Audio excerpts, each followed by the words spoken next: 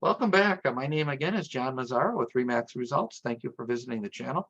Here we have Jen.lacroix, Steve Stinson, and they're going to go a little more in depth today about the Habitat for Humanity mortgage program, the process, procedure, what's qualified, what isn't, where they work. And I'm going to kind of take it from there. So I'm going to throw the ball back at those guys and let them take over, and we'll go interactive with some questions.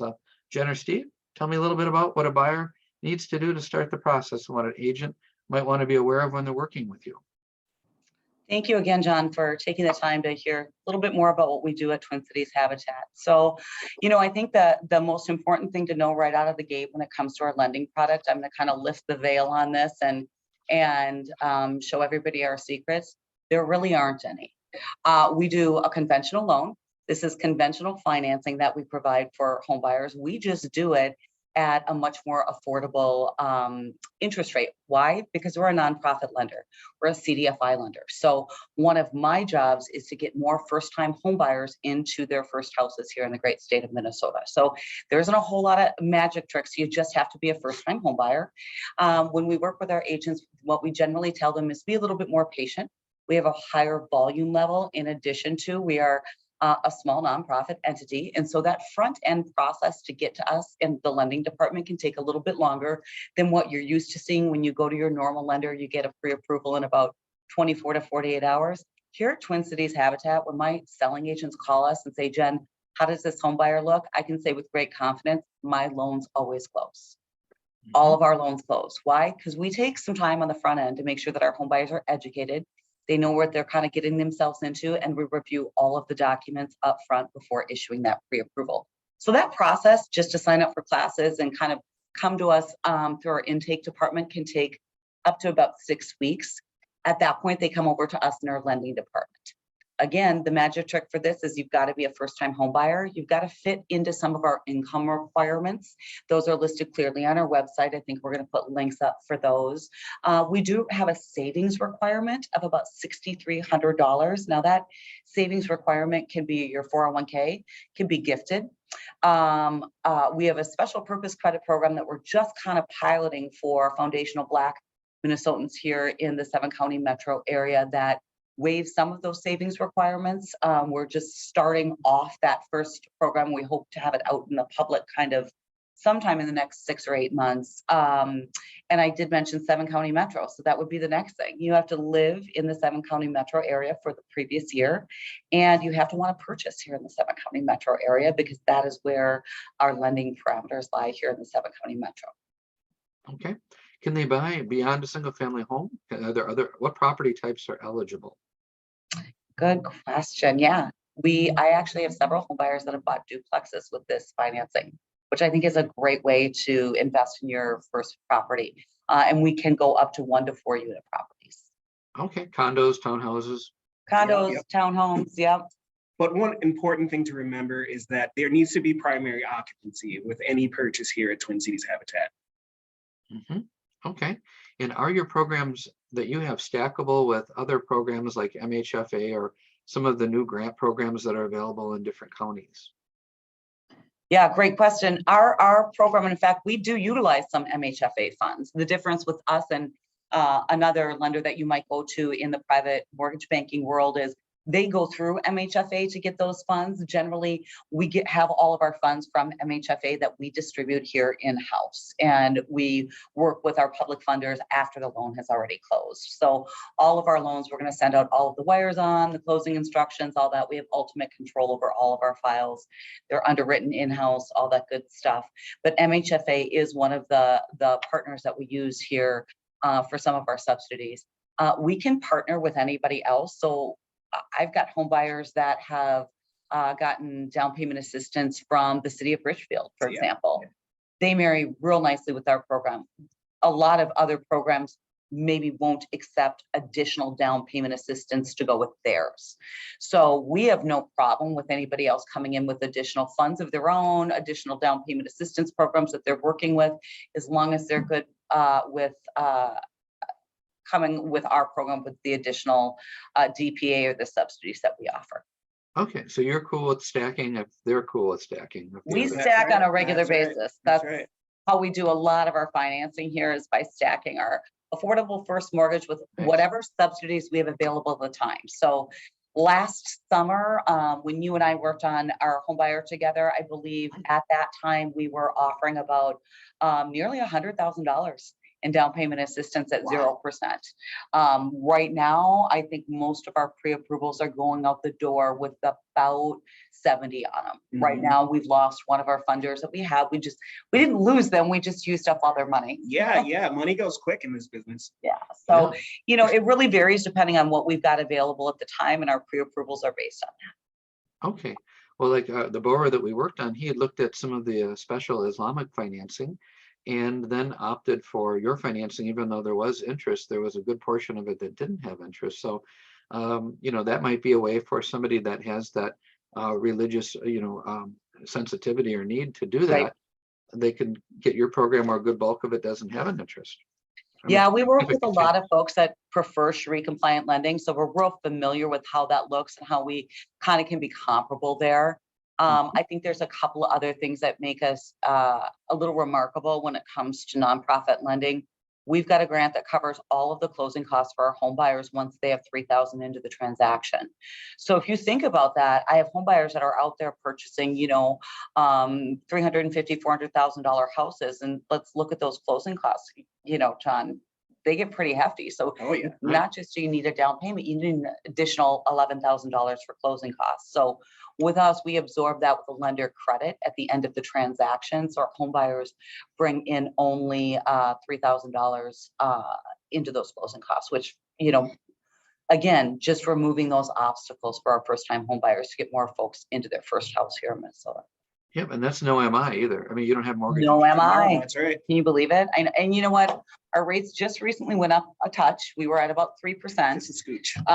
And we're now at about 4.25% on a conventional, no MI, no down payment, and we cover those closing costs. But even at 4.25%, that's more than 2 points under what is the standard 30-year conventional at the moment.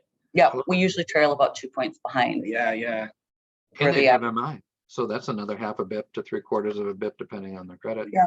And remember, our whole job is not just to get them into houses, but keep them into houses. So the great part about what Steve and I do is know that we're just ensuring that we're giving people affordable housing for the long term. So our job isn't to max them out to the highest amount we can get the underwriting findings to approve. Our job is to actually stop their mortgage at 30% of their overall income, which keeps that house affordable down the road for them as well. Absolutely. Now, if they move out and want to use it as a rental, then they have to pay it back. Is that correct or no? Then they have to refinance it. So as I tell all my home buyers, listen, we're here to get more folks into their first houses, not more investors into investment homes. Right. So at that point, they just do a simple refinance on it.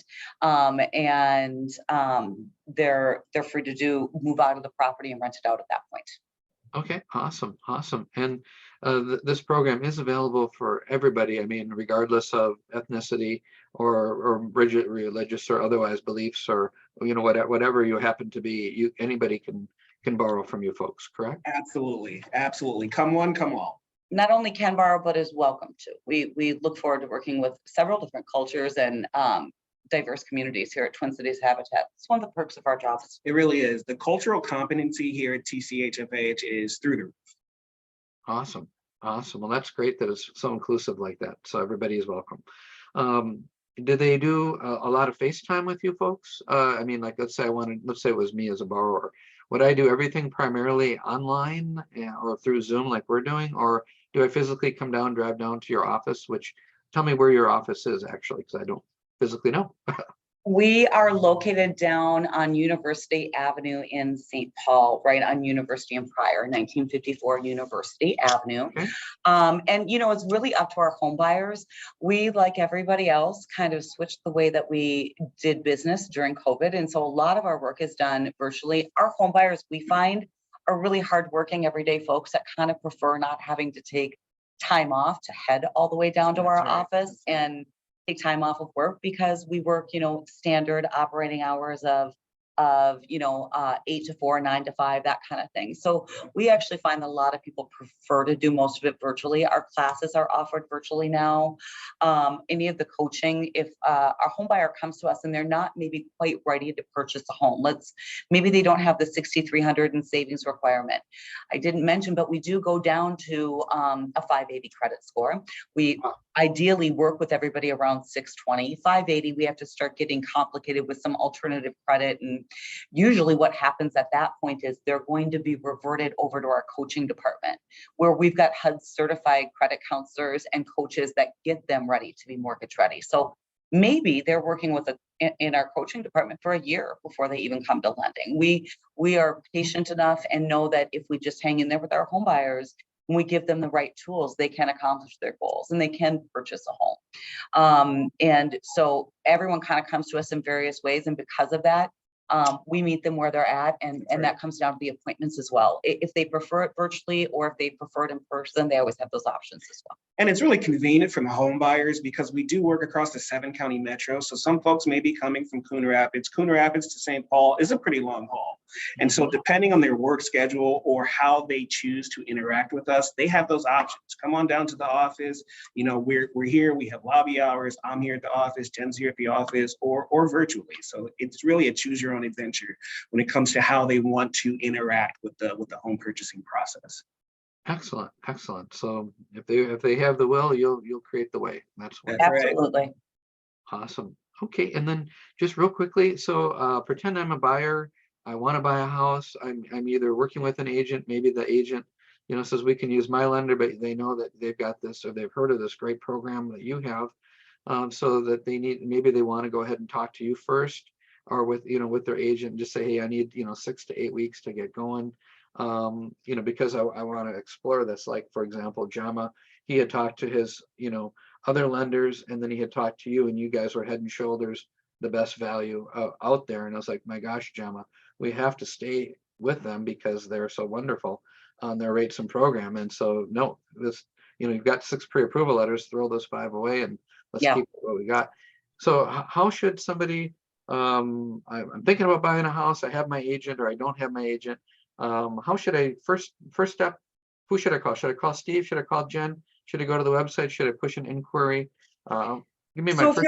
if you're an average consumer, if you're a home buyer, you definitely want to go directly to that website and fill out the questionnaire that will kind of hit through some questions that will identify whether or not you're a good fit for our program and you fall within our program guidelines.